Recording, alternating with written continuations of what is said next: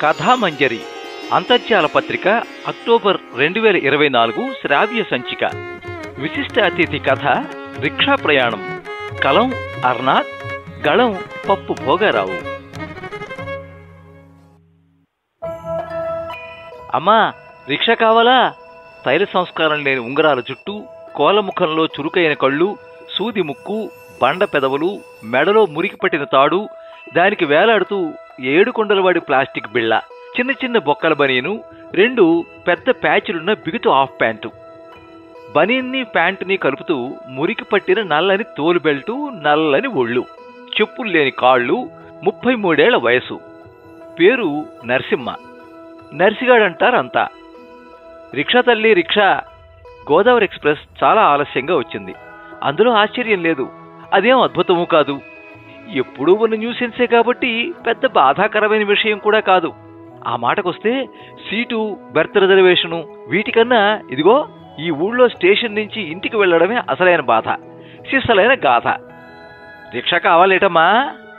ఆ ప్లాట్ఫారం అవతల ఉండాల్సిన రిక్షావాడు ప్లాట్ఫారం టికెట్ లేనే లేకుండా ప్లాట్ఫారం మీదికి ప్రవేశించి బిలబిలమంటూ రైలు దిగిన జనాన్ని దేవేస్తున్నాడు. పట్టే ప్రయత్నంలో పోటీలో 2-3 చిక్కినట్టు చిక్కి చేజారిపోయాయి. నిరాశ ఆ క్షణం, ఆశ మరుక్షణం. మళ్లీ ప్రయత్నం, పరుగుపట్టు. అమ్మా రిక్షా! అమ్మని వదిలేలా లేడు రిక్షా నర్సిగాడు. ఆ అమ్మ అంటే అమ్మ కాదు, అమ్మమ్మ. నర్సిగాడికి కాదు, ఆమె చెంగు పట్టుకుని నడుస్తున్న చిన్నారి చిట్టికి, 7 ఏళ్ల బూరిబుగ్గర పెద్ద కళ్ళ చిట్టికి. చిట్టి అమ్మమ్మని పట్టుకు నడుస్తూ ఉంటే అమ్మమ్మ ట్రంక్ పెట్టిని పట్టుకు నడుస్తోంది. పెట్టిని మోస్తూ ఉంటే చేయి లాగేస్తోంది ఆమెకు. 10 అడుగులు నడిచింది. పెట్టి నేల దించింది. పెట్టిని కుడి చేతి నుంచి ఎడమ చేతికి, చిట్టిని ఎడమ చేతి నుంచి కుడి చేతికి మార్చుకు నడుస్తోంది. మనిషిని చూస్తే అలాంటి బరువు పెట్టెలు 10 ఒక్కసారే మోసేయగలదనిపిస్తుంది. కానీ ఆమె తన ఒళ్ళు తనే మోయలేకపోతోంది. ఆమె శరీరం ఇనపరాయిలా గట్టి ఒళ్ళు కాదు, గాలి నింపిన బెలూన్లో నీరు పట్టిన ఒళ్ళు. 4 అడుగులు నడిస్తే చాలు కాళ్ళు పొంగుతాయి. ఆమె వయసు 55 ఏళ్లు. పేరు సోములమ్మ. కానీ అంతా తిబ్బమ్మ అంటారు. ఎక్కడికమ్మా వెళ్ళాలా? వెళ్లాల్సిన చోటు ఇక్కడ అక్కడ లేదు, చాలా దూరం. ఆటో అయితే 10-12 అడిగే దూరం. బస్సు అయితే రూపాయి తీసుకుని 10 పైసలు తిరిగిచ్చే దూరం. తను వెళ్లాల్సిన సిటీ బస్సు దొరికే బస్టాండు దిబ్బమ్మకి తెలుసు. ప్లాట్ఫారం అంచు నుంచి చూస్తే అదిగో అదిగో కనిపిస్తోంది. పెట్రోల్ బంక్ పక్కన నడిస్తే 5 నిమిషాలు. ఆమె నడిచేయగలదు, కాళ్ళు పొంగినా ఖాతరు చేయకుండా. ఈ గుంట పాప ఆ ట్రంక్ పెట్టి లేకుంటే నడిచేసును. తను వెళ్లాల్సిన బస్టాండ్ చెప్పి చూపించి ఎంత ఇమ్మంటావు అని అడిగింది. 2 రూపాయలు ఇప్పించండి. రిక్షా వాళ్ళు అడిగే రేట్లు చూస్తే సింహాచలం, పెందుర్తి అయినా నడిచిపోవాలనిపిస్తుంది. అది అనిపించడం వరకే. నసిగో, గుణిసో, ముక్కో, మూలుగో వాహనం ఎక్కకుండా వెళ్లలేము మనం చివరికి. ఈ నాగరికత ఎలాంటి దూరాన్నైనా నడిచిపోగలమనే సంగతి మనం మరిచిపోయేట్టు చేసింది. మన పూర్వీకులు కాశీకి నడిచి వెళ్లారంటే తెల్లమొగాలు వేయడం వేరే సంగతి. పెదవాల్తేరు నుంచి పూర్ణ మార్కెట్కి ఏమీ కాకుండా నడిచేసిన వాళ్ళు సిటీ బస్సు కోసం గంటల కొద్ది వెయిట్ చేసి నలిగిపోతూ వేలాడడానికి ఇష్టపడుతున్నారు ఇప్పుడు. కాలం ఏటి? 2 అడుగుల దూరానికి 2 రూపాయలా? అబ్బా, ఏం ఆశరా! అదేటి తల్లి అలాగంటారు? 2 రూపాయలకి సేరు నూకలు రావడం లేదు. ఆమె అన్నది వేరు, వాడు చెప్పింది వేరు. కానీ రెంటికి లింకు ఉందనేది వాస్తవం. అంచేత రిక్షావాడు రేటు బట్టి ఆ పట్నం కాస్ట్ ఆఫ్ లివింగ్ ఏ స్థాయిలో ఉందో ఈజీగా చెప్పేయవచ్చంటారు. ఒకే దూరానికి రిక్షావాడు రాజమండ్రిలో ₹1 కడతాడు, విజయవాడలో 30 కడతాడు, వైజాగ్లో అర్ధలు పావలాలు నైజానా 3 రూపాయలు అవుద్ది, ఇష్టమైతే రా, కష్టమైతే పో అంటాడు. 2 రూపాయలు ఇవ్వడం దిబ్బమ్మకి తన జరుగుబాటు బట్టి పెద్ద కష్టమేమీ కాదు. కానీ కనిపించి ఆ మాత్రం దూరానికే 2 రూపాయలు అర్పించాలంటే ఎవరి మనసైనా ఎలా ఒప్పుతుంది? దిబ్బతనం సుఖంగా హాయిగా కష్టపడకుండా బతికేస్తున్నాడు అనే దానికి సాక్ష్యం, సంకేతం. కానీ దిబ్బమ్మ కష్టజీవి. ఆమె కష్టపడి సంపాదించడాన్నే నమ్ముకుంది. ప్రేమిస్తుంది, ఇష్టపడుతుంది, కోరుకుంటుంది. 7 ఏళ్ల కిందట జబ్బుపడి ఒళ్ళొచ్చింది గాని అంతకుముందు రివటలా లేకపోయినా లావు మాత్రం కాదు. తను కష్టం చేసి తను బతకగలిగింది. పిల్ల పాపని పెంచగలిగింది. కానీ ఒక్క పైసా కూడా కూడబెట్టలేకపోయింది. తన శ్రమంతా ఏ గంగలో కలిసిపోయి ఎవరి పూల తోటలు పెంచిందో, ఇంకెవరి పళ్ల తోటలు పెద్ద చేసిందో ఆమెకు తెలీదు. దగాలు, దోపిడీలు, వీటి అర్థాలు తనకి ఇప్పటికీ సరిగ్గా తెలియవు. తను చేసే పని కూలి పని. ఎంతో నిక్కచ్చిగా, నిజాయితీగా చేసేది. ఊరికే గోళ్లు గిల్లుకుంటూ ఉండడం ఇష్టం ఉండేది కాదు. రోడ్డు మీద పేడని కూడా ఊరికే పోనిచ్చేది కాదు. పిడకలు పెట్టి అమ్మేది. బొరిగతో చకచకా గడ్డి కోసి గంపలకి గంపలెత్తి అమ్మేది. కానీ కూతురికి పావుతులం బంగారం కొనలేకపోయింది. అయితే ఇప్పుడు ఆ కూతురు మెడలోనే 10 తులాల బంగారం పెట్టగలిగింది. అది తన కష్టంతో కాదు, అదృష్టం వల్ల. తనకి అదృష్టం, రోగం ఒకేసారి వచ్చాయి. అదృష్టం ఆస్తి తెచ్చింది, రోగం వంటికి నీరు నెక్కించింది. సోములమ్మగా ఎవరికీ తెలియని తను దిబ్బమ్మగా ఆ ఊళ్ళో ప్రసిద్ధికెక్కింది. తన పెనిమిటి 15 ఏళ్లు మిలిటరీలో సేవ చేసినందుకు 5 ఎకరాల బంజరు పొలం బహూకరించింది ప్రభుత్వం. ఎందుకు పనికిరాని ఆ భూమి పక్కనే 5,000 మంది పనిచేసే ఫ్యాక్టరీ లేచింది. దాంతో ఆ భూమికి ఎక్కడ లేని గిరాకీ వచ్చింది. ఒక ఉద్యోగి వచ్చాడు. ఆ భూమిని ప్లాట్లు వేసి అధిక లాభానికి అమ్మి పెడతానన్నాడు. అందులో 100కి 10 రూపాయల కమిషన్ ఇమ్మన్నాడు. ఆ వ్యవహారాలు తెలియక తన పెనిమిటి అందుకు ఒప్పుకున్నాడు. చివరికి ఆ ఉద్యోగి కమిషన్ డబ్బుతోనే ఇల్లు కట్టేయగలిగాడు. వాడు ఏదో మాయ చేశాడని చాలా మంది అంటారు, కానీ తనకు ఆ లెక్కలు తెలియవు కనుక అవును మాయ చేసే ఉంటాడు దొంగ సచ్చినోడు అని అనుకోవడం ఆమె ఇష్టపడదు. డబ్బు తమకీ బాగానే వచ్చి పడింది. కమ్మలిల్లు పెంకుటిల్లుగా మారింది. కూతురికి 5,000 కట్నంతో 10 తులాల బంగారంతో పెళ్లి చేసింది. దిబ్బమ్మకి ఒక్కతే కూతురు. 4 పిల్లలు పుట్టిపోయారు. కూతురు పెళ్ళయి అత్తవారింటికి పోయాక తను పెనిమిటి ఇద్దరే ఉంటున్నారు. ఇప్పటికీ కూర్చుని తినడం ఆమెకి ఇష్టం ఉండదు. తనకిప్పుడు 8 గేదెలున్నాయి. ఆ పాలు కంపెనీ క్వార్టర్స్లో ఉన్న ఉద్యోగస్తులకు పోస్తుంది. పాలు పితకడం కాడ నుంచి గేదెలుండే పాకను శుభ్రం చేయడం వరకు అంతా తనే చూస్తుంది. తనకి పెనిమిటి చేసేది సాయం మాత్రమే. తను కూలికెళ్లిన రోజుల్లో రోజంతా కష్టపడితే 2 రూపాయలు సంపాదించడం బ్రహ్మాండం అయిపోయేది. అలాంటిది రిక్షావాడికి ఆపాటి దూరానికి 2 రూపాయలు కావాలట. అయినా రోజులు మారిపోయాయి. ధరలు మండిపోతున్నాయి. నిత్యావసర వస్తువుల ధరలు పెరిగిపోతున్నాయన్న బాధతో పాటు అసలు బజార్లో పూర్తిగా దొరకకుండా మాయమైపోతాయేమోనని భయం. రిక్షా నర్సిగాడు 2 అడిగాడు. దిబ్బ సోములమ్మ రూపాయి ఇస్తానంది. సెటిల్మెంటు ₹1.5 అయింది. ఏం చేస్తుంది? ₹0.5 తగ్గాడు, అదే చాలనుకుంది. ఏమంటే ఈ రిక్షా వాళ్ళతో గొప్ప పేచి. రిక్షా అబ్బాయి, నీవు అడిగిన బేరం నేను ఇవ్వలేను, తప్పుకో అంటే తప్పుకోడు. మనకి తోవివ్వడు. మరో రిక్షా దగ్గరికి వెళ్ళనీయడు. మనల్ని వెంటాడుతాడు. వెంటవాడు ఉండగా మరో రిక్షావాడు ముందుకు రాడు. గొప్ప హింస పెట్టేస్తారు. ఎలాగోలా వాడితో దెబ్బలాడి దూరంగా ఉంచి మరో రిక్షావాడి దగ్గరికి వెళ్ళి బేరమాడితే వాడు అంతే, అదే రేటు చెబుతాడు. అంతా ఒకే రేటు, ఒకే కట్టు. ఎవడైనా కట్టు తప్పి రేటు తగ్గించడానికి కక్కుర్తి పడ్డాడో ఇక వాళ్లలో వాళ్ళు కొట్టేసుకుంటారు. ఇక ప్రయాణికుడు పని అంతే. ఈ గొడవలు ఏం పడకుండా నర్సిగాడి రిక్షాయే బేరం సెటిల్ చేసుకుంది. రిక్షా వరకు పెట్టి పట్టుకోవడానికి నర్సిగాడికి ఇవ్వలేదు. పర్వాలేదు, తనే పట్టుకుంటానది దిబ్బమ్మ. అతను పరిగెత్తలేదు. వాడు పెట్టి పట్టుకుని తుర్రును పారిపోతేనా? అమ్మో, ఇంకేమైనా ఉందా? ట్రంక్ పెట్టి పైకలా కనిపిస్తోంది గాని దాని ఖరీదు 10,000. రిక్షా ఎక్కడమంటే చిట్టికి చెడ్డ సంతోషంగా ఉంది.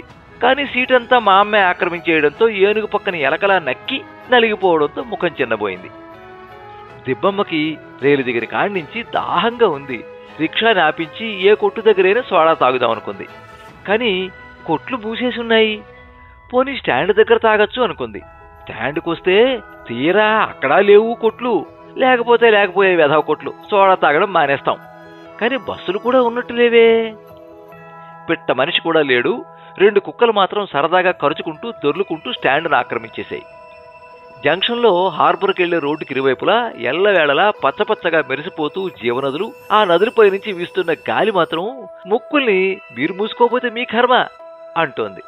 దిబ్బమ్మకి ఎందుకో గాభరా వేసింది. రిక్షా దిగలేదు. రిక్షావాడు దిగు అనలేదు. తెల్లబోతూ బెదురు చూపులు చూస్తున్న ఆమె ముఖం చూస్తుంటే నర్సిగాడికి నవ్వు వస్తోంది. వాడికి అంతా తెలుసు.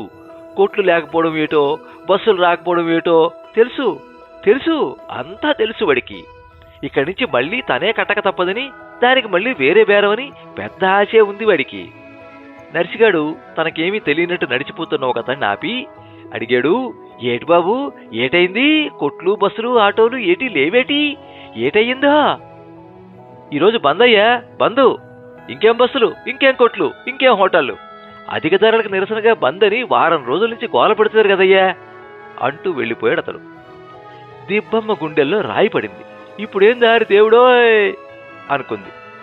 బందుల నుంచి రిక్షా వాళ్ళకి మినహాయింపు ఉంది. రెక్క అడితే గాని డొక్క నిండని బతుకులు, తొక్కుకొని వాళ్ళనెందుకు ఇబ్బంది పెట్టడం అని వదిలేస్తారు బంద్ నిర్వాహకులు. ఇప్పుడు ఆ అవకాశం తీసుకుని బేరంలో మరో 5ో 6ో కొట్టేయాలని ఆశపడుతున్నాడు నర్సిగాడు. అవకాశం వచ్చినప్పుడు ఎదుటివాడిని అందినంత మేరకు బలి చేసుకోవడమే ప్రస్తుతం అమల్లో ఉన్న లోకన్యాయం. అందులో లింగ భేదం లేదు, వర్గ భేదం లేదు. తప్పు, దోచుకోవడం తప్పు, తప్పు అని వచ్చే ఛాన్స్ నుంచి తప్పుకుంటే మా వంతులు కట్టడం సంగతికి ఏం గాని బతకడం కష్టమైపోతున్న మా 5-6 రోజులు. ఎక్కడికి వెళ్ళాలమ్మా? నాతయ్యపాలెం బాబు.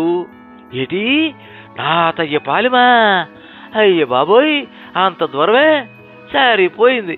తను ఏ పోర్ట్ క్వార్టర్సో ఏ షిప్ యార్డో అనుకున్నాడు కానీ ఎక్కడో బిహెచ్పివి దగ్గర నాతయ్యపాలెం అంటే ఎవడొస్తాడు? తగలగా ఎలాంటి బేరం తగిలిందిరా బాబు అనుకున్నాడు నర్సిగాడు చిరాగ్గా. బాబు, ఎలాగో అలా నీవే రిక్షా కట్టి పుణ్యం కట్టుకోని ఆయన ప్రాధేయపూర్వకంగా అడిగింది దిబ్బమ్మ. నాది పెట్రోల్ కాదు తల్లి, రక్తం, నానంత దూరం రాలేను తల్లోయ్ అని బుర్ర అడ్డంగా ఊపేశాడు. చుట్టూ చూసింది. చుట్టుపక్కల మరి ఏం రిక్షాలు లేవు. ఈరోజు రిక్షాల డిమాండ్ అలా ఉంది. మరి చావుల మదం కింద నుంచి ఓ పోలీస్ వ్యాన్ వెళుతోంది. నేవల్ బేస్ కి ఏదో జీపు పోతోంది. ఎదురుగా శ్మశానంలోంచి శవం కాలుస్తున్న పొగ వస్తోంది. కుష్టివాడిని ఒక చక్రాల తొట్టిలో లాక్కుపోతున్నాడు ఏ కుష్టూ లేని 10 ఏళ్ల బాలుడు కూలికి. అలాగా నేకు బాబు, ఎంతకైతే కడతావో అడుగు, అంతేగాని కట్టమనేస్తే మేం చచ్చిపోమా అంది దిబ్బమ్మ. నర్సిగాడు తలగొక్కొని ముఖం అదలో పెట్టి అన్నాడు, 20 అవుద్దమ్మా, ఈ ₹1.5 కాక కడతానన్నాడు. అదే సంతోషం అనుకుని మళ్ళీ ₹1.5 ఎందుకు, మొత్తం 20 చేసుకో బాబు అంది. అదేం కుదరదు అన్నాడు నర్సిగాడు. సరే పోనీ బాబు అంది దిబ్బమ్మ. స్టాండ్కి ₹1.5 పోయడానికి గిజగజలాడిన దిబ్బమ్మ మరో 20కి వెంటనే ఒప్పేసుకుంది. ఒప్పుకోక చస్తుందా? దిబ్బమ్మ ఎంతంటే అంతకు ఒప్పేసుకోవడంతో మరో 5 ఎక్కువ అడిగి ఉండాల్సింది. అయ్యయ్యో అని బాధపడ్డాడు నర్సిగాడు. ఎండ తీక్షణంగా ఉంది. ఇంటికి ఎలా చేరాలనే భయం. కలవరపాట్లో తన దాహం సంగతే మర్చిపోయింది. చావుల మదం కింద నుంచి చావు డప్పుల బాజాలతో ఊరేగి వస్తోంది ఒక శవం. పాడె వెనకాల పడుతున్న పైసల కోసం 4 దిశముల కుర్రాళ్లు పడి కొట్టుకు చస్తున్నారు. స్టాండ్లో ఉన్న 2 కుక్కలు ఆడుతున్న ఆటలాపేసి దీనంగా భయంకరంగా అరవడం మొదలుపెట్టాయి. దిబ్బమ్మ ఆ కుక్కల అరుపులు భరించలేక చిచి అని కేకలు వేసింది. ఆ కేకలకు కుక్కలు చలించలేదు. రిక్షా కదలడానికి గ్రీన్ సిగ్నల్ ఇచ్చినట్టు మధుం మీద నుంచి రైలు కూత పెట్టింది. రిక్షాకి పాడి ఎదురు కావడం ఇష్టం లేదు దిబ్బమ్మకి. గబగబ దాటించేమంది రిక్షాని. చిట్టి పెళ్లి పల్లకిని చూసి ఆనందించినట్టే ఆ పాడిని కూడా క్యూరియస్ గా కళ్ళ అరపకుండా చూస్తోంది. ఇంటికెలా చేరాలనే భయమే కాదు, ఏ బాధ భయము లేని వరం లాంటి వయస్సు ఆ పాపది. రిక్షా కదులుతుండగా దిబ్బమ్మ మనసులో 7 కొండల వాడిని తలుచుకుంది. ఇంటికి క్షేమంగా చేర్చి తండ్రి, ఈ పసిపిల్లతో ఈ ట్రంకు పెట్టెతో నన్ను ఒడ్డుకు పడే తండ్రి అని ప్రార్థించింది. ధరల పెరుగుదలకు నిరసనగా బంద్ జరుపుతున్నందుకు దిబ్బమ్మ విసుక్కోవడం లేదు. దురదృష్టవశాత్తు బంద్కి దొరికిపోయినందుకు తనను తాను నిందించుకుంటోంది. తనలాంటి ఏ ఒక్క వ్యక్తో ఇబ్బందులు పాలవుతారని ప్రజల ఉద్యమాలనే తప్పుపట్టడం తప్పు కాదు. జరుగుతున్న బంద్ ధరల పెరుగుదలకే కాదు, క్షీణిస్తున్న శాంతి భద్రతల పరిస్థితికి కూడా నిరసన అని ఆమెకు తెలీదు. మనిషికి సెక్యూరిటీ అంటూ ఒకటి లేకుండా పోయింది. గుండెల మీద చేతులేసుకుని ఎవరూ నిద్రపోలేకపోతున్నారు. నిర్భయంగా నిశ్చింతగా ఉండలేకపోతున్నారు. ఎక్కడ చూసినా అత్యాచారాలు, అలజడులు, దుర్మార్గాలు. ఇంటి నుంచి బయటికెళ్లిన పెనిమిటి తిరిగి ఇంటికి చేరే వరకు ఇల్లాలికి పీచి భయం. ఇంట్లో ఒంటరిగా ఉన్న తన ఇల్లాలిపై ఏ అత్యాచారాలు సాగుతాయో, ఇంటిపై ఏ రాబందులు వాలాయో అని అవతల భర్త భయం. బతికే బతుకంతా భయం అయిపోయింది. ఒంటరిగా ప్రయాణం చేస్తున్న ఆడ మనిషిపై జరిగే అత్యాచారానికి అంతే లేదు. 6 ఏళ్ల పసిపాపనే కాదు, 80 ఏళ్ల ముసలమ్మని మానభంగాలు చేసేస్తున్నారు. బంగారం కోసం చెవుల్ని, ముక్కుల్ని కూడా నిర్దాక్షిణ్యంగా కోసేస్తున్నారు. ఈ పరిస్థితిలో ఏ మగతోడు లేకుండా ఒంటరిగా 10 మైళ్ళ దూరం ప్రయాణం చేస్తోంది దిబ్బమ్మ. NH5 రోడ్డుకి టర్న్ అయ్యి కాకాని నగర్ దాటాక నాతయ్యపాలెం చేరేదాకా ఒక్క ఇల్లు గాని పిట్ట మనిషి గాని కనిపించరు. దిబ్బమ్మ చెవులకి పోవులున్నాయి, ముక్కుకు నత్తు ఉంది, మెళ్ళో గొలుసు ఉంది, చిట్టి చెవులకి రింగులున్నాయి. అంతేకాదు పెట్టెలో బంగారం 8 తులాలుంది. అల్లుడు చేస్తున్న ఉద్యోగం మానేసి ఆ బంగారంతో ఏదో వ్యాపారం చేస్తానంటున్నాడు. అప్పటికే 2 తులాలు ఆర్పేశాడు. కూతురికి అది ఇష్టం లేక మిగతా బంగారం మొగుడు ఎక్కడ లాగేసుకుంటాడోనని తల్లి చేతికిచ్చేసి నీ దగ్గరే ఉంచమ్మా, తీసుకెళ్ళిపో అంది. బంగారం మోసుకెళ్లడం ఇంత ఇబ్బందిని అనుకోలేదు. సిటీ బస్సే ఉంటే ఇబ్బందే అనిపించకపోను. ఎండ నిప్పులు చెరుగుతోంది. రోడ్డు మీద తారు మెత్తగా కరుగుతోంది. ఎక్కడో ఇళ్ళు అంటుకున్నట్టున్నాయి.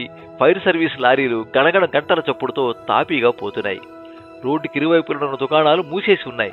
మెడికల్ షాప్ వాడు నా దుకాణానికి ఏం పర్వాలేదు అని ధైర్యంగా తెరిచే ఉంచాడు. 1-2 చోట్ల కొద్దిగా తలుపులు తెరిచి తొందరగా భయంగా అమ్మకాలు చేస్తున్నారు. బంద్తో పాటు భీకరమైన ఎండ కాస్తూ ఉండడం చేత రోడ్డు మీద జనం లేరు. అక్కడక్కడ పోలీసులు లాఠీలు తుపాకులతో ఉన్నారు. 5 నిమిషాల క్రితమే కర్ఫ్యూ సడలించి 144వ సెక్షన్ పెట్టినట్టు నిస్తేజంగా ఉంది రోడ్డు. దిబ్బమ్మకి బెంగగా గాబరాగా ఉంది. రిక్షా వెళుతూ ఉంటే తోవలో పైడి తెల్లమ్మ గుడి తగిలింది. నర్సిగాడి చేతిలో పావలా పెట్టి, బాబూ ఆ అమ్మ హుండీలో వేసిరా బాబు అంది. తర్వాత రామ మందిరం తగిలింది. రిక్షాలోంచే దండం పెట్టుకుంది. రిక్షా అప్పెక్కాక ముత్యాలమ్మ గుడి. తను లెంపలు వాయించుకు దండం పెట్టింది. పక్కనే శివుడి కోవిల.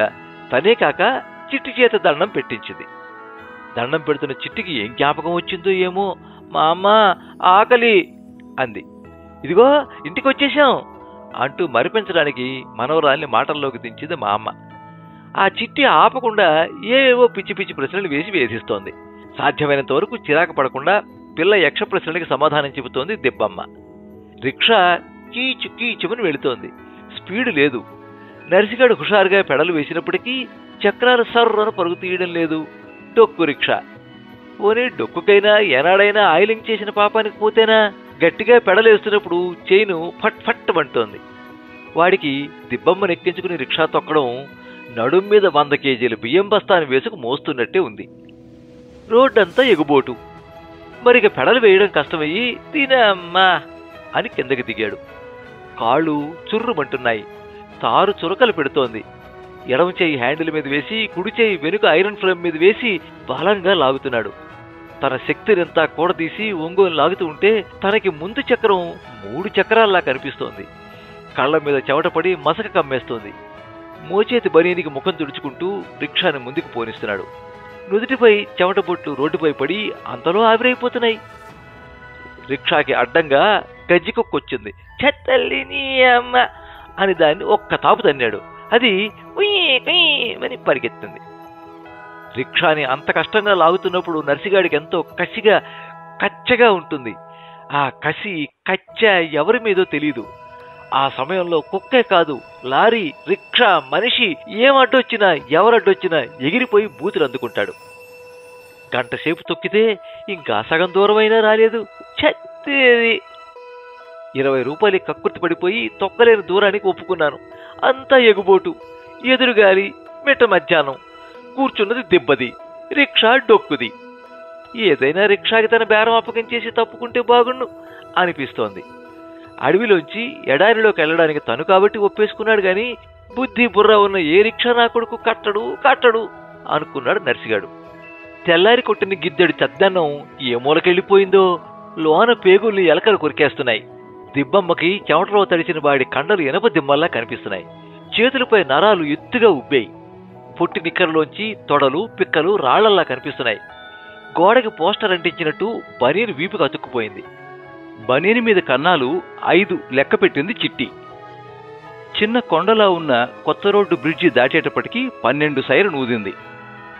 రిక్షా సింహాచలం రోడ్డు దాటి NH5 రోడ్డులో ఉంది. ఇప్పుడు బ్రిడ్జి కింద వంకరగా తిరిగి ఉన్న పట్టాలు పాదరసం పరుగు తీస్తున్న గొట్టాల్లా ఉన్నాయి. తాగేసో లేక మూర్ఛపోయో ఒకడు పక్కన పడి ఉన్నాడు. ఆ బ్రిడ్జి దగ్గర అర్బన్ ఏరియా దాటి రూరల్ ఏరియాలోకి వెళ్లిపోతున్న వారికి మున్సిపాలిటీ థ్యాంక్ యూ అని బోర్డు కట్టి చెబుతోంది. ఆ రిక్షా బ్రిడ్జిని ఎక్కడం ఎంత కష్టమైందో దిగడం అంత ఈజీగా ఉంది. కానీ ఎదురుగాలి అటకాయిస్తూనే ఉంది. ఇక ఎదురుగా ఎడారి. రోడ్డు పక్కన ఒక ఇల్లు లేకపోతే పోని, నీడనిచ్చే ఒక్క చెట్టు కూడా లేదు. అంతా డ్రై ఏరియా. ఈ ఎడారిలో గంటసేపు ఇదికెళ్తే గాని నాతయ్యపాలెం అంచులు దొరకవు. చిట్టి సీటులో ఒద్దికగా కూర్చోకుండా నించుని పెట్టి తొక్కి అటు కదిలి ఇటు కదిలి స్టాండ్ పట్టుకు ఊగి ఎంత అల్లరి చేసినా భరించింది దిబ్బమ్మ. అడిగిన 1,00,000 యక్ష ప్రశ్నలకి జవాబులిచ్చింది. చిట్టిది పట్టిందే పట్టు, దాహం ఆకలి అనడం లేదు. అదే చాలనుకుంటోంది. నెమ్మదిగా ఇంటి దాకా ఓపిక పడితే ఏదైనా గబగబా వండి పడేయొచ్చు. కానీ అనుకున్నట్టు జరగలేదు. అకస్మాత్తుగా ఆకలేస్తోందని రాగం తీయడం మొదలుపెట్టింది చిట్టి. ఎంత నచ్చ చెప్పినా, ఎన్ని మాయమాటలాడినా వినిపించుకోలేదు. పోనీ ఏదైనా కొనిపడేద్దామన్నా గడి తప్ప ఎక్కడా ఏమీ లేదు. 5 నిమిషాలు నచ్చచెప్ప చూసి విసిగి వీపు మీద 2 బాదులు బాదింది. నెత్తి మీద 2 మొట్టికాయలు కొట్టింది. ఆ చిట్టి గొప్ప మాటకారి. చిట్టి చేత ఏవేవో మాట్లాడించుకుని వినడం, మురిసిపోవడం దిబ్బమ్మకి ఇష్టం. స్కూల్ సెలవులు ఇవ్వడంతో చిట్టిని వెంటేసుకొచ్చింది. ఎప్పుడూ కొట్టని మా అమ్మ కొట్టడంతో చిట్టికి కోపం, రోషం వచ్చాయి. నీ జట్టు పీస్, నువ్వు నాకొద్దు, మా అమ్మకాడికి వెళ్ళిపోతాను అంది. వెళ్ళిపోయే సీగరుగుంట, ఓవుల్ని బెదిరిస్తావు? అవుతే నన్ను దిగబెట్టే మా ఇంటికి. నాకు పట్టింది బాధ అంది ఒళ్ళు మండి. అంత మంటలోనూ మనవరాలితో వాదన సరదాగా ఉన్నట్టుంది దిబ్బమ్మకి. నాకేం భయం ఏంటి, నేను వెళ్ళిపోగలను. పో అయితే, డబ్బులు ఇయ్యి, తొంగుడు ఉన్నాయి. డబ్బులు తొంగుడు ఆడమేమిటో చిట్టికి అర్థం కాలేదు. మొత్తానికి డబ్బులు ఇవ్వనంటుందని అర్థమయ్యింది. అవుతే మా నగలు ఇచ్చేసేయి. ఏ నగలు? మీ బాబు సంపాదించాడా, మీ అమ్మ సంపాదించిందా? అదేం కాదు, మా అమ్మవి, ఇచ్చేయి. రోషంగా మా అమ్మ గుండెల మీద గుద్దుతూ అంది. మనవరాలితో అలా గుండెల మీద గుద్దించుకోవడం సరదాగానే ఉన్నట్టుంది దిబ్బమ్మకి. ఇస్తావా లేదా? తచ్చాడుతున్నాయి లచ్చారం సంతలో. సంతలో తచ్చాడడం ఏమిటో అర్థం కాక, అదేం కాదు నాకు తెలుసు, ఇగో ఈ పెట్టిలే ఉన్నాయి మా అమ్మ నగలు తెలియచేసింది గొప్పగా. ఆ దెబ్బతో దిబ్బమ్మకి మురిసిపోతున్న మనవరాలి ముచ్చట గిచ్చట ఎగిరిపోయాయి. ఆమె గుండెలో 1 నిమిషం పాటు కొట్టుకోవడం మర్చిపోయాయి. రిక్షావాడు వినేశాడు, అవునే వినేశాడు. అమ్మ నాయనో, ఇంకేముంది, అదిగో రిక్షా ఆపేశాడు. ఎంత పని చేసేవే గుంట, ఇంకేముంది, అయిపోయింది, అంతా అయిపోయింది దేవుడోయ్, అయిపోయింది. పెట్టి లంకించుకుపోతాడు, ఇక నేనేం చేతును దేవుడోయ్. చిట్టిని శుభ్రంగా 2 చేతులతో దబదబా మొత్తేసింది. చావే గుంట, చావు అని జుత్తు పీకేసింది. నరిసిగాడు రిక్షాని ఆపాడు. రోడ్డుకి ఎడం వైపున పచ్చపచ్చగా మెరిసిపోతూ పొలాలు. ఆ పచ్చని పొలం పక్కనే గాలివాన తుప్పలు, తుమ్మ చెట్లతో నిండిపోయిన బీడు నేల. కాళ్ళు, చేతులు, ముఖం చెక్కేసినట్టున్న తవ్వినంత తవ్వి వదిలేసిన మొండి కొండ. విశాలంగా లేని చిన్ని ఏరుడ్రాంలో పెద్ద పక్షి ఏదో వాలినట్టు విశ్రాంతి తీసుకుంటున్న విమానం. రోడ్డుకి ఇరువైపులా కాస్త దూరంలో దట్టంగా పెరిగిన సరివిడి తోట. ఆకాశం అంచుల్ని వంకర టింకరగా కత్తిరించినట్లు చుట్టూ కొండలు. సింహాచలం కొండ వెండి జరీ తలపాగా చుట్టుకున్నట్టు శిఖరాన్ని చుంబిస్తూ తెల్ల మబ్బులు, చెట్లు, తుప్పలు. రాళ్ల గుట్టల మధ్య నుంచి కొండ చిలువలా పాకుతూ రైలు. చిట్టి అంత ఏడుపులోనూ రైలును దీక్షగా కళ్ళార్పకుండా చూస్తోంది. ఎందుకు తల్లి పిల్లడు అలా బాధేస్తావు అన్నాడు నర్సిగాడు. అంటూ దగ్గరకొచ్చాడు. ఓ చెయ్యి పెట్టి మీద వేశాడు. అమ్మా, కొద్దిగా లేస్తారా? తనని దింపేసి రిక్షాలో పిల్లని పెట్టిని పట్టుకు ఏం చేస్తాడా? చిట్టిని ట్రంకు పెట్టి మీద నించోపెట్టాడు. మిమ్మల్నేనమ్మా, కొద్దిగా లేగండి, దిగకపోతే తోచేస్తాడేమో. దిబ్బమ్మ గుండె దబదబ కొట్టుకుంటోంది. కాళ్ళు తడబడుతున్నాయి. నెమ్మదిగా రిక్షా ఆగింది. నర్సిగాడు సీటుని పక్కకి తప్పించాడు. బల్ల చెక్కను తీశాడు. చిన్న అరలా ఉంది. అందులో మాసిన గుడ్డ పీలికలు, సైడ్ కట్టెలు ఉన్నాయి. చేత్తో లోపల దేవుతున్నాడు. కత్తిగాని తీస్తాడా? వణికిపోతోంది దిబ్బమ్మ. చివరికి దొరికింది చేతికి. పచ్చగా జామికాయ చిట్టి చేతిలో పెట్టి బల్ల చెక్కను సర్ది సీటు వేసి దానిపై ఒక చరుపు చరిచి కూర్చోండమ్మా అన్నాడు దిబ్బమ్మని. దిబ్బమ్మ నిట్టూర్చి గుండెలు మించి చేతులు తీసేసింది. రిక్షా ఎక్కింది. రిక్షా కదిలింది. రిక్షావాడిచ్చిన జాంకాయ దగ్గర అంత బంగారం తీసికట్టుగా విలువలేనిదిగా అనిపించింది దిబ్బమ్మకి. ఎదురుగాలికి రిక్షా కదలడం లేదు. 5 నిమిషాలకి రిక్షా 10 గజాలు దూరం వెళ్లడం గగనం అవుతోంది. గాలి బొయ్ బొయ్యమని రాక్షస చప్పుడు చేస్తోంది. రిక్షా టాపు టప్ టప్ అని కొట్టుకుంటోంది. ఎదురుగా ఒకడు సైకిల్ తొక్కకుండా, పెడలు వేయకుండా హ్యాండిల్ మీద చేతులు వదిలేసి మరీ పోజుగా వస్తున్నాడు. మేఘాలు చెదిరి పీరికలై ఎగిరిపోతున్నాయి. సూర్యుడు, గాలి పోటీపడి ఎవరి ప్రతాపం వాళ్ళు చూపిస్తున్నట్టు తీవ్రంగా ఎండ వేడి వేడి గాడ్పులు కొడుతూ ఎదురుగాలి. ఒక్కొక్కసారి ఆ గాలికి రిక్షా తట్టుకోలేక 1 మిల్లీమీటర్ అయినా ముందుకెళ్లడం లేదు, వెనక్కి వెళ్ళిపోతోంది. వడగాలి కొడుతున్న చెంపదెబ్బలకి సరివిడి చెట్లు గిజగిజలాడిపోతున్నాయి. నర్సిగాడికి కొండ ఎక్కుతున్నట్టుగా ఉంది. ఎక్కలేకపోతున్నాడు కొండ. ఎక్కాలి, అదిగో కనిపిస్తోంది శిఖరం, అందుకోవాలి. ఎదురుగాలితో యుద్ధం చేస్తున్నాడు నర్సిగాడు. మధ్యలో విశ్రాంతి తీసుకోవడానికి చెట్టు నీడ ఒక దగ్గర కాకపోతే ఒక దగ్గరైనా లేదు. నాలుక పిడిచకట్టుకుపోతోంది. కాళ్ళు చేతులు లాగేస్తున్నాయి, తేలిపోతున్నాయి, కళ్ళు తిరిగిపోతున్నాయి. శ్వాస తీయడానికి ఉక్కిరిబిక్కిరి అయిపోతున్నాడు. ఇక రిక్షా నడపలేను తల్లి, ఎలాగెళ్తావో ఎల్లమ్మా, ఇక నా తరం కాదు, ఏ డబ్బులు వద్దుగాని తల్లి, ఇక నే తొక్కలేనమ్మా అని అనేయాలనిపిస్తోంది. రిక్షా ఆపేశాడు. రిక్షా వెనక్కి వెళ్ళిపోతోంది. రాయి తీసి వెనక చక్రానికి అడ్డంగా పెట్టాడు. రిక్షా వదిలేసి రోడ్డు దిగిపోతున్న రిక్షా వడికేసి గాబరగా చూసింది దిబ్బమ్మ. నర్సిగాడు తాగిన వేడిలా జోగుతూ మదుంకేసి నడిచాడు. మూత్ర విసర్జనగా దిబ్బమ్మకి అటువైపు చూడాలో చూడకూడదో తెలియకుంటోంది.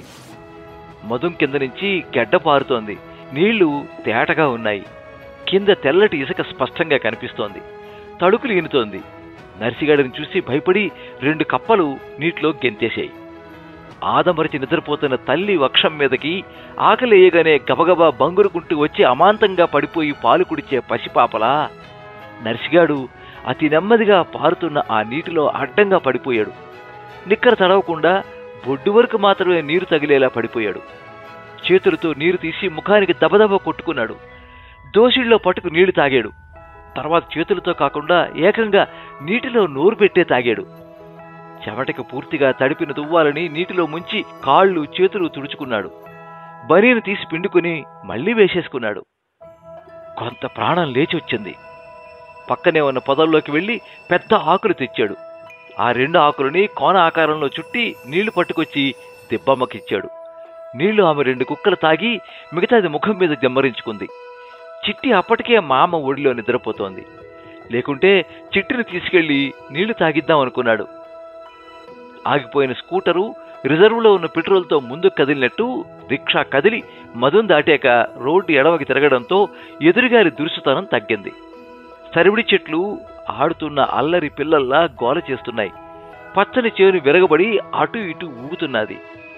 దూరంలో తాటి చెట్టుపై నుంచి కిందకి మట్ట పడింది. మట్ట చప్పుడికి ఉడత జడిసి తుర్రుమంది. రాయి మీద నిలబడిన తొండ వస్తున్న రిక్షాని నిక్కి నిక్కి చూస్తోంది. రిక్షాకి ఎదురుగా కాస్త దూరంలో కొండ మీదున్న గుడి అందంగా కనిపిస్తోంది. గుడి కన్నా ముందే నాతయ్యపాలెం తగులుతుంది. ఊరు అదిగా వచ్చేసింది, వచ్చేసింది అన్నదే ఊపిరై రిక్షా ముందుకు పోతోంది. నాతయ్యపాలెం రిక్షాని చిరునవ్వుతో ఆహ్వానించింది. నీ అమ్మ, 2 గంటల పాటు నన్ను చంపినావు గదే అనుకున్నాడు నర్సిగాడు ఊరి ఆహ్వానాన్ని మన్నిస్తూ.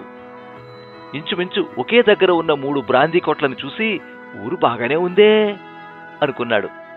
ఎక్కడి నుంచో మంచి పాత పాటని తెరలుగా మోసుకొస్తోంది గాలి. రోడ్డుకి కుడివైపునున్న 2 ఇళ్ల అవతలిల్లే దిబ్బమ్మ ఇల్లు. తిన్నగా ఇంటి దగ్గరే ఆగింది రిక్షా. తన ఊరిని, ఊళ్ళో తన ఇల్లుని చూడగానే దిబ్బమ్మకి కన్న తల్లిని కావిలించుకున్నంత ఆనందమైపోయింది. గోదావరి పొంగి పొరలి ఊరిని ముంచేస్తూ ఉంటే తనను రక్షించి పడవ ఎక్కించి ఒడ్డుకి దింపిన తమ్ముడిలా కనిపించాడు నర్సిగాడు. దిబ్బమ్మ చిట్టిని ఎత్తుకుని దిగింది. రిక్షా నర్సిగాడు పెట్టిని పట్టుకున్నాడు. అమ్మో అనుకుని నవ్వుకుంది. పాడు మనిషిని, ఏ పాపం ఎరుగని రిక్షావాణ్ణి ఏవేవో అనుమానాలతో ఊహించుకుని భయపడినందుకు సిగ్గుపడింది. కానీ ఆ పరిస్థితిలో భయం సహజం అన్నది ఆమె గుర్తించడం లేదు. దిబ్బమ్మను చూడగానే దిబ్బమ్మ మొగుడి ముఖం దిబ్బరొట్టేంత అయిపోయి గేటు తెరిచాడు. పాకలో కూర్చుని కునుకుపాట్లు పడుతున్న గేదెలు లేచి సంతోషంతో చెవులు ఊపేయి వరండాలో నులక మంచం వేసి దుప్పటి పరిచాడు దిబ్బమ్మ మొగుడు. పడుకున్న చిట్టిని మంచం మీద వేసింది దిబ్బమ్మ. నర్సిగాడు పెట్టిని వరండాలో వారగా గోడ పక్కన పెట్టి బయటకు వచ్చి నిలబడ్డాడు. తువ్వాలు తీసుకుని ముఖం చేతులు తుడుచుకుంటున్నాడు. ఓ చెంబుడు నీళ్లు తెచ్చి తాగమని ఇచ్చింది దిబ్బమ్మ. చెంబు ఎత్తిపెట్టి గుటుక్ గుటుక్కుమని నీళ్లన్నీ తాగేశాడు. ఇంకా కావాలా అని అడిగింది. చాలన్నాడు. ఇక వెళ్తానమ్మా అన్నాడు. వెళ్దుగానిలే బాబు, చూస్తే నీరసంతో ఎక్కడో పడిపోయేట్టున్నావు, అందాక ఆ అరుగు మీద నడుము వాల్చు అంది దిబ్బమ్మ. అవును, తను వెళ్లే స్థితిలో లేడు, కాసేపు నడుము వాల్చాలనే ఉంది. ఆ అరుగు మీదకి వెళ్ళాడు. దిబ్బమ్మ గేదెల దగ్గరికెళ్ళి ఒకసారి వాటిని పలకరించి చేతులతో నిమిరి వంటగదిలోకి వచ్చింది. 2 పొయ్యిలు వెలిగించి గబగబా 1 గంటలో వంట చేసింది. వంట చేసేసి మగతనిద్రలోకి జారిపోయిన నర్సిగాడిని లేపింది. వాడు తుళ్ళి పడి లేచాడు. ఒళ్ళంతా పచ్చి నొప్పిగా ఉంది. ఆ అని చప్పుడు చేస్తూ ఆవలించాడు. బద్ధకంగా చేతులు విరిచాడు. కళ్ళు నిలుముకున్నాడు. చేతులు ముఖం కడుక్కోమని నీళ్ళిచ్చింది. నర్సిగాడికి ఏదో కలలో ఉన్నట్టే ఉంది. కాళ్ళు చేతులు కడుక్కుని వచ్చాడు. ఎదురుగా విస్తరిలో భోజనం. దిబ్బమ్మ మొగుడు మగ్గుతో సారా అందించాడు. ఇంకేముంది, అడిగి అడిగి ఆప్యాయంగా వడ్డిస్తున్న దిబ్బమ్మ ముఖంలోకి ఎందుకో నర్సిగాడు చూడలేకపోయాడు. కళ్ళ నీళ్లు తిరిగాయి. గతం గుర్తుకొచ్చింది. తను ఏ తండ్రికి పుట్టాడో తెలియదు. తల్లి జబ్బుతో పోవడం గుర్తుంది. గున్నయ్య కాఫీ హోటల్లో కప్పులు కడిగి పప్పులు రుబ్బి 10 ఏళ్లు చాకరీ చేసి వాడి దగ్గర డబ్బు దాచుకుంటే, నీవు నా దగ్గర అసలు డబ్బేం దాయలేదు పా పొమ్మన్నాడు. తను పెళ్లి చేసుకున్న లచ్చి 3 పిల్లల్ని కన్న తర్వాత కొవ్వెక్కి ఎవరితోనే లేచిపోయింది. తనకన్నీ ఇలాంటి దెబ్బలే. మనిషి మంచితనం మీద నమ్మకం ఎప్పుడో పోయింది. ఇక ప్రేమ, దయ, అనురాగం, ఆప్యాయత ఇవంటే ఏమిటో, ఎలా ఉంటాయో కూడా తెలియదు. కానీ ఇప్పుడు ఈ అనుభవం కొత్తగా ఉంది. తినుబాబు. తింటాను తల్లి, తింటాను. కళ్ళు తుడుచుకుని తినడం మొదలెట్టాడు.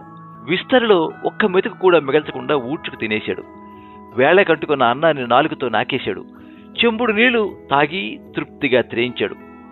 భుజం మీద తువ్వాలతో చేతులు తుడుచుకుని చేతులెత్తి దండం పెట్టి, వస్తాను తల్లి అన్నాడు. దిబ్బమ్మ నవ్వింది. అదేంటి బాబు, 20 రూపాయలు వద్దా అన్నట్టు 20 రూపాయన్నర ఒకటి ఇవ్వాలి కదా. డబ్బుకే ఉంది తల్లి, దయతో కడుపు నిండా అన్నం పెట్టారు, అదే చాలు. ఆ సలదనం ముందర 20 రూపాయలు కాదు తల్లి, 1,00,000 రూపాయలు కూడా నిలబడినేవు తల్లి. తాను ఎన్నాళ్ళుగానో రిక్షా తొక్కుతున్నాడు. రిక్షా ఎక్కిన వాళ్ళంతా మనుషులేనని మొదట్లో అనుకున్నాడు. కానీ రిక్షా ఎక్కిన వాళ్ళెవరూ తనని మనిషి కింద లెక్క చేయకపోవడంతో, సాటి మనిషిగా చూడకపోవడంతో, అవును ఎందుకు చూడాలా, చూడాల్సిన అవసరం ఏంటి, అలాగే నానెందుకు చూడాలా, నాకేటి అవసరం, ఓవిడు సొదాడిది, ఓవిడు బొతికాడిది అనుకున్నాడు. అయితే ఆ నర్సిగాడే ఇప్పుడు దయా దాచిన్యం ఇంకా బతికే ఉన్నాయి, ఎదటి కడుపు సొద ఎరిగిన అమ్మలు ఇంకా ఈ భూమి మీద ఉన్నారు అనుకున్నాడు. ఆమెతో అదే అన్నాడు. అలా అనేటప్పుడు నర్సిగాడి కళ్ళు ఆనందం వల్ల, కృతజ్ఞత వల్ల తడితడిగా అయ్యాయి. పిచ్చోడా, నాదేదో దయ, నాదేదో మంచి మనసు అంటావు గాని నీ మంచితనం ఏటో, నీ గొప్పతనం ఏటో నీకు తెలదు. ఈ ఎడారిలో, ఎండలో, ఎదురుగాలిలో 2 గంటల పాటు పడ్డ నీ కష్టం కాడా, అదునికి పిల్లకిచ్చిన జాంకాయ కాడా, అదునికి ఆకుదోని నిండా నీవిచ్చిన నీళ్ల కాడా నా దయ్యేపాటి, నా దాచిన్నవేపాటి. నువ్వు చేసిన మేలుకు కొంతలో కొంతైనా రుణము తీర్చుకుందారని వన్నం పెట్టినాను గాని ఆ పాటి దానికే రుణం చెల్లిపోదు. అయినా చేసిన మేలుకు వన్నం పెట్టడం గొప్ప కాదయ్యా, మేలు చేయడమే గొప్ప. అంతేకాదు, ముందు ఇస్తరాకు కష్టజీవికి వెయ్యాల. నానేటి ఉవులైనా సరే, ఆ దేవుడైనా సరే కష్టం చేసినోడి కాలికి తలంచి దండమెట్టాలా అనుకుంది దిబ్బమ్మ. దిబ్బమ్మ అలా అనుకోవడంలో ఆశ్చర్యం లేదు.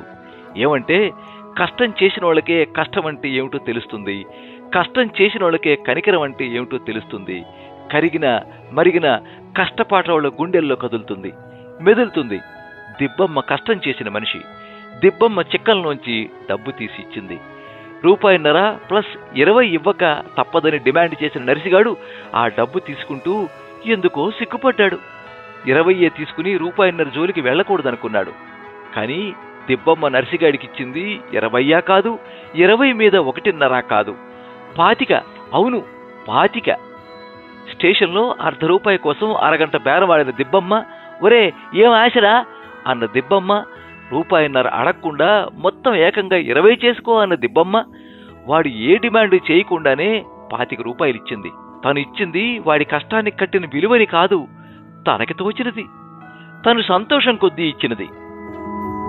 కథామంజరి. మీరింతవరకు రిక్షా ప్రయాణం కథ విన్నారు. కలం అర్నాథ్, గళం పప్పు భోగారావు. ఈ కథ 1981 సంవత్సరంలో ఆంధ్రజ్యోతి సచిత్ర వారపత్రిక సంక్రాంతి కథల పోటీలో ప్రథమ బహుమతి పురస్కారం అందుకున్న కథ. కథామంజరిలో పునర్ముద్రణ. సర్వే జనాః సుఖినో భవంతు.